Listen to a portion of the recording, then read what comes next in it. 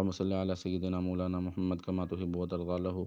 قال الله تبارك وتعالى في القرآن المجيد والفرقان الحميد: وَلَقَدْ نَصَرَكُمُ اللَّهُ بِبَدْرٍ وَأَنْتُمْ أَذِلَّةٌ فَاتَّقُوا اللَّهَ لَعَلَّكُمْ تشکرون. اور اللہ تعالیٰ تو بدر میں بھی تمہاری مدد کر چکے ہیں جب کہ تم کمزور تھے، تو تم اللہ سے ڈرو تاکہ اللہ تعالیٰ کے شکر گزار بن سکو. آج 17 رمضان المبارک ہے، اور آج کے دن آج سے تقریباً 1400 سال پہلے ایک معرکہ بپا ہوا، ایک جنگ لڑی گئی جس کو دنیا غزوہ بدر کے نام سے جانتی ہے. یہاں یہ بات قابل غور ہے کہ اسلام میں جنگ برائے جنگ نہیں ہے. جنگ کا مقصد کسی کو مارنا، کسی کو قتل کرنا، انسانیت کو صفحہ ہستی سے مٹانا، اپنا اقتدار جمانا اور اپنی سلطنت کو بڑھانا، یہ اسلام میں جنگ کا مقصد نہیں ہے. بلکہ اسلام میں جنگ کا مقصد بھی جنگ برائے امن ہے. جنگوں کا مقصد بھی یہ ہوتا ہے کہ ساری انسانیت سکون میں آ جائے. وہ عوامل، وہ فیکٹر، وہ عناصر جو انسانیت کو تنگ کر رہے ہیں، انسانیت کو پریشان کر رہے ہیں اور انسانیت کو امن سے نہیں رہنے دے رہے، ان کا خاتمہ کیا جائے. یہ وجہ ہے کہ ایران میں جب اسلامی فوجیں گئی تو وہاں پہ کسی نے پوچھا صحابی سے کہ تم لوگوں کے یہاں پہ آنے کا مقصد کیا ہے، تم لوگ ہم سے کیوں لڑنا چاہتے ہو؟ تو صحابی نے بڑی خوبصورت انداز میں فرمایا کہ ہمارا مقصد یہ ہے کہ بندوں کو بندوں کی غلامی سے نکال کر اللہ تعالیٰ کی بندگی میں داخل کر دیں، کیونکہ ہماری ماؤں نے ہم کو آزاد جانا ہے. ہم آزاد ہیں اور ہمارا مقصد بھی یہی ہے کہ ساری دنیا اللہ تعالیٰ کی بندگی پر آ جائے. تو اسلام میں جنگ کا مقصد یہ ہے. مدینہ منورہ تشریف لانے سے پہلے مکہ مکرمہ میں مسلمانوں پر ہر طرح کا ظلم ہوا، ہر طرح کے مصائب ہوئے. حالانکہ کچھ نہ کچھ تو مقابلہ کر ہی سکتے تھے، لڑ سکتے تھے، سب کچھ تھا، لیکن حکم یہ تھا کہ لڑنا نہیں ہے، ابھی برداشت کرنا ہے. جب مدینہ منورہ میں مسلمان آ گئے تو ہجرت کے بعد اجازت دی گئی: اُذِنَ لِلَّذِينَ يُقَاتَلُونَ بِأَنَّهُمْ ظُلِمُوا وَإِنَّ اللَّهَ عَلَىٰ نَصْرِهِمْ لَقَدِيرٌ. کہ جو لوگ آج تک ظلم کا شکار ہوئے، ظلم کی چکی میں پیسے، اب ان کو بھی تلوار اٹھانے کی اور اپنے دفاع کے لیے اور اسلام کو غالب کرنے کے لیے اسلحہ اٹھانے کی اجازت ہے. سن 2 ہجری میں مکہ مکرمہ والوں کا ایک تجارتی قافلہ ملک شام کی طرف گیا. جب وہ واپس آ رہا تھا تو آپ صلی اللہ تعالیٰ علیہ وسلم نے صحابہ کرام سے مشورہ کیا کہ اس قافلے پر حملہ کیا جائے تاکہ جو مشرکین ہیں معاشی لحاظ سے وہ کمزور ہو سکیں، جس کو آج کل کی زبان میں سوشل بائیکاٹ کہا جاتا ہے. جیسے آج کل اسرائیل کے بارے میں پوری کمپین چل رہی ہے کہ ان کی پروڈکٹس کا، مصنوعات کا ہم بائیکاٹ کریں. چلے ہم میدان میں جا کے ان کافروں سے، یہودیوں سے لڑ تو نہیں سکتے، لیکن کم از کم ایک مسلمان ہونے کے ناطے معاشی لحاظ سے تو ان کو ضرب لگا سکتے ہیں. اور یہ جتنی بھی کمپینز چلتی ہیں تو اس کی کوئی نہ کوئی بنیاد ہوا کرتی ہے. ہم یہ نہ سمجھیں کہ علماء کرام خدا نہ خواستہ اپنے پاس سے کوئی چیز گھڑ کے پیش کر دیتے ہیں. نہیں، اب یہ جو معاشی بائیکاٹ کرنا، اس کی بنیادیں قرآن و سنت سے ہمیں ملتی ہیں. خیر، آپ صلی اللہ علیہ وسلم نے صحابہ کرام سے مشورہ کیا. اب مسلمان اس ارادے سے نکلے. ابو سفیان جو اس وقت تک مسلمان نہیں ہوئے تھے، وہ اس قافلے کے لیڈر تھے، اس قافلے کے امیر تھے. ان کو پتہ چلا، وہ بڑے زیرک انسان تھے، بڑے دانا انسان تھے اسلام لانے سے پہلے بھی. ان کو جاسوسوں کے ذریعے پتہ چل گیا کہ مسلمان یہ کام کرنا چاہتے ہیں. انہوں نے اپنا راستہ بھی بدلا اور مشرکین مکہ کو بھی ایک خط لکھ دیا کہ قافلہ خطرے میں.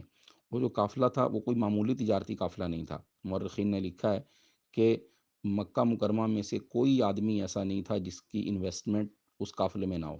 ایک بہت بڑی وہ تجارتی کمپنی تھی، یوں سمجھ لیں آپ. تو اب مکہ والوں کو جب پتہ چلا تو وہ سب کے سب مکہ مکرمہ سے نکلے اور گاتے بجاتے ہوئے، بڑے اتراتے ہوئے کہ ہم نے اس قافلے کو، نہ صرف ایک ہی قافلے کو بچانا ہے بلکہ مسلمانوں پہ بھی حملہ کرنا ہے. اور ان کو تو یہ موقع مل رہا تھا کہ ہم مسلمانوں کو نیست و نابود کر دیں گے. ابو سفیان نے جب راستہ بدلا تو اس نے مکہ مکرمہ والوں کو پیغام بھیج دیا، خط لکھ دیا کہ ہم محفوظ ہو چکے ہیں، تمہیں اب آنے کی ضرورت نہیں ہے. لیکن مکہ والے تو اسی تلاش میں رہتے تھے، اسی موقع میں رہتے تھے کہ کسی طرح مسلمانوں کو نقصان پہنچایا جائے. وہ نہیں مانے اور مسلسل پیش قدمی کرتے ہوئے بدر، جو مدینہ منورہ کے قریب ایک جگہ ہے، ایک کنویں کا نام ہے بدر، اس وجہ سے اس ساری جگہوں کو، اس علاقے کو بدر کہا جاتا ہے. جن احباب کو اللہ نے زیارت نصیب فرمائی ہے تو انہوں نے اس جگہ کا مشاہدہ کیا ہوگا. اللہ سب کو بار بار حاضری نصیب فرمائے. تو بدر کے مقام پر آ کر مشرکین نے آ کے ڈیرے ڈال دیے. اب جب آپ صلی اللہ علیہ وسلم کو پتہ چلا کہ مشرکین مکہ اس ارادے سے آ رہے ہیں، اور پہلے عرض کیا کہ آپ صلی اللہ علیہ وسلم کا ارادہ کوئی باقاعدہ جنگ کرنے کا نہیں تھا، صرف ایک ان کی معیشت پہ ضرب لگانی تھی تاکہ کفار مکہ کی معیشت کمزور پڑ جائے، جس کے بل بوتے پہ وہ اتراتے پھرتے ہیں. تو صحابہ کرام سے مشورہ کیا اور انصاری صحابہ سے بھی مشورہ کیا اور مہاجر صحابہ سے بھی مشورہ کیا۔ جب آپ صلی اللہ علیہ وسلم مدینہ منورہ تشریف لائے تھے ہجرت فرمانے کے بعد، تو انصار سے معاہدہ یہ ہوا تھا کہ اگر کوئی دشمن باہر سے آ کر مدینہ منورہ پہ چڑھائی کر دے گا تو اس کا مل کے مقابلہ کریں گے، لیکن اگر کوئی دشمن باہر ہو، مدینہ منورہ پہ حملہ نہ کرے اور مدینہ منورہ سے نکل کر باہر جا کے اس سے لڑائی کرنی ہو، اس کا مقابلہ کرنا ہو، تو انصار اس معاہدے کا حصہ نہیں تھے اور آپ صلی اللہ علیہ وسلم ان کی رائے بھی لینا چاہ رہے تھے۔ پہلے مہاجر صحابہ نے اپنے جذبوں کا اظہار کیا، تو آپ صلی اللہ علیہ وسلم فرما رہے تھے نہیں، کوئی اور بندہ بھی اپنی رائے کا اظہار کرے، اور منشا یہ تھی کہ انصار اس بارے میں کیا کہتے ہیں۔ تو ایک انصاری صحابی وہ کھڑے ہوئے اور انہوں نے بڑا ہی خوبصورت خطبہ دیا، بڑے عظیم الفاظ ہیں اس کے، مختصراً یہ کہ یا رسول اللہ صلی اللہ علیہ وسلم، آپ کو گھبرانے کی ضرورت نہیں ہے، ہم موسیٰ علیہ السلام کے ساتھیوں کی طرح نہیں ہیں جنہوں نے موسیٰ علیہ السلام سے کہہ دیا تھا فَاذْهَبْ أَنْتَ وَرَبُّكَ فَقَاتِلَا إِنَّا هَاهُنَا قَاعِدُونَ، کہ تو اور تیرا بھائی جاؤ اور جا کر لڑو، ہم تو یہاں پہ بیٹھے ہوئے ہیں، بلکہ ہم تو آپ کے آگے سے لڑیں گے، پیچھے سے لڑیں گے، دائیں سے لڑیں گے، بائیں سے لڑیں گے۔ اور ایک عجیب جملہ ارشاد فرمایا کہ یا رسول اللہ صلی اللہ علیہ وسلم، لڑنا تو معمولی بات ہے، اگر آپ ہمیں حکم دیں تو خدا کی قسم ہم سمندروں میں چھلانگ لگا دیں۔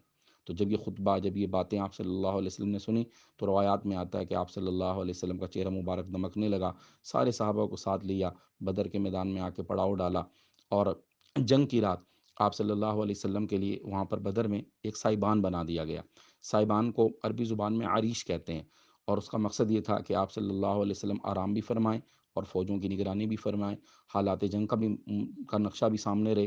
تو وہاں پہ مسجد عریش بنی ہوئی ہے اس وقت، جن لوگوں کو وہاں پہ جانے کا شرف حاصل ہوا ہے، تو جو مسجد عریش تھی، جو سائبان تھا، وہ بنا دیا گیا، جہاں پہ آج کل مسجد عریش ہے، تو وہاں پر سائبان بنا دیا گیا۔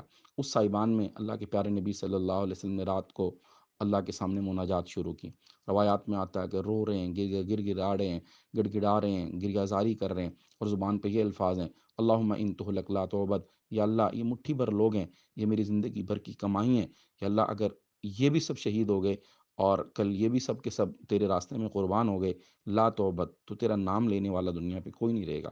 تو اتنا روئے کہ روایات میں آتا ہے کہ جناب سیدنا صدیق اکبر رضی اللہ عنہ، جو آپ صلی اللہ علیہ وسلم کے مزاج شناس ہیں، تشریف لائے، آپ صلی اللہ علیہ وسلم کے کندھوں مبارک پہ ہاتھ رکھا اور عرض کیا کہ یا رسول اللہ بس کریں، بس انشاءاللہ فتح آپ کی ہونی ہے، اللہ کبھی آپ کو ضائع نہیں فرمائیں گے۔ پھر اگلے دن جب میدان سجا، تو ایک طرف مٹھی بھر مسلمان ہیں جن کی تعداد 313 ہیں، جن کے پاس اسلحہ بھی نہیں ہے پورا، جن کے پاس سواریاں بھی پوری نہیں ہیں، جن کے پاس دیگر آلات جنگ بھی نہیں ہیں۔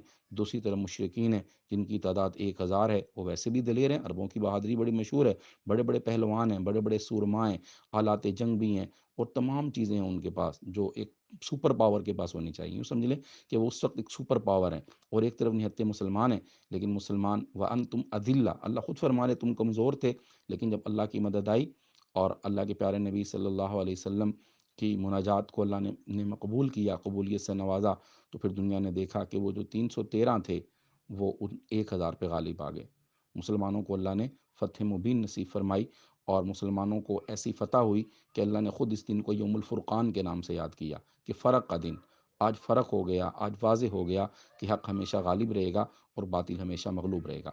یہ مختصراً جنگ بدر کا واقعہ ہے، تو ان قصوں کو ہمیں پڑھنا چاہیے، سننا چاہیے۔ وہ کسی فارسی شاعر نے کہا تھا تازہ خواہی داشتن گردا غہائے سی نرا، گاہے گاہے باز خواہ این قصہ پاری نرا، اگر دل کے زخموں کو تازہ رکھنا چاہتے ہو تو کبھی کبھی ان بھولی بسری داستانوں کو پڑھ لیا کرو، ان گزرے ہوئے واقعات کو پڑھ لیا کرو، ان سے ایمان ملتا ہے۔ اور اس سے ہمیں سبق یہ ملتا ہے کہ اللہ کی رضا کے لیے سب کچھ اللہ کے لیے قربان کر دیا جائے۔ دوسرا سبق یہ ملتا ہے کہ مسلمانوں کی فتح اور شکست کا جو معیار ہے اور جو انحصار ہے، وہ کبھی بھی کثرت اور قلت پر نہیں ہے، کوانٹٹی پہ نہیں ہے، بلکہ کوالٹی پہ ہے۔ اگر مسلمان سچے ہیں وَأَنْتُمُ الْأَعْلَوْنَ إِن كُنتُم مُؤْمِنِينَ، اللہ فرما رہے ہیں کہ اگر تم ایمان والے ہو تو تم ہمیشہ غلبے میں رہو گے، کبھی تم ناکام نہیں ہو سکتے۔ تو یہ دو سبق ہمیں جنگ بدر کے واقعے سے بطور خاص ملتے ہیں۔ تو اللہ تعالیٰ سے دعا ہے کہ اللہ تعالیٰ ہمیں بھی یہ جذبات نصیب فرما دیں۔ ابھی ہمارے قریبی میں فلسطین کا جو واقعہ شروع ہوئے، حالات شروع ہوئے اور ابھی تک جاری ہیں دیکھیں وہاں بھی ایک طرف کفریہ طاقتیں، اسرائیل اکیلا نہیں ہے، سب لوگ جانتے ہیں کہ اسرائیل کی تو اپنی کوئی حیثیت ہی نہیں ہے، وہ تو ان کفریہ طاقتوں کی ایک ناجائز اولاد ہے، ناجائز بیٹا ہے۔ تو وہ جو اسرائیل ہے اس کے پشت پہ امریکہ ہے، پورا یورپ کھڑا ہے، اور ایک طرف مسلمان ہیں جن کے پاس کچھ بھی نہیں ہے لیکن ایمان کی قوت ہے، ایمان کی طاقت ہے۔ تو آئیے ہم لوگ بھی ان کے لیے دعا کریں۔ ٹھیک ہے ہم لڑنے نہیں جا سکتے، کم از کم ان کے لیے دعا تو کر سکتے ہیں، ان کے لیے ہم دعا کریں، اور جو لوگ جتنا ہو سکتا ہے ہم سوشل بائیکاٹ کریں ان طاقتوں کا جو ان پر آگ کی برسات کر رہے ہیں، اور اسی طرح جو کچھ ہو سکتا ہے ہم سے ہم ان کے لیے ان کے ساتھ مالی تعاون کریں۔ یاد رکھیں قیامت کے دن جب میدان سجے گا اور حشر کے میدان میں اگر ان مظلوم بچوں نے، مظلوم ماؤں بہنوں نے ہمارا گریبان بھی پکڑ لیا کہ تم چلے حکمرانوں نے تو کچھ نہیں کیا، وہ تو بے حیا تھے، بے غیرت تھے، عیاشیوں میں مگن تھے، تم مسلمان تھے، تم نے ہمارے لیے کیا کیا؟ کیا تم نے ہماری وجہ سے پیپسی پینا چھوڑ دی؟ کیا تم نے ہمارے لیے کچھ فنڈنگ کی؟ کیا تم نے ہمارے لیے دعا کی؟ تو یاد رکھیں اس دن ہمارے پاس پھر کچھ کوئی جواب نہیں ہوگا۔ تو اس لیے اگر ہم چاہتے ہیں کہ ہم بھی حق کے قافلے میں ہمیشہ شامل رہیں اور حق والوں کے ساتھ ہمارا شمار ہو، تو جو کچھ ہمارے بس میں وہ ہم کر گزریں۔ اللہ تعالیٰ سے دعا ہے اللہ تعالیٰ تمام تعلیمات پہ عمل کرنے کی ہم سب کو توفیق نصیب فرمائے۔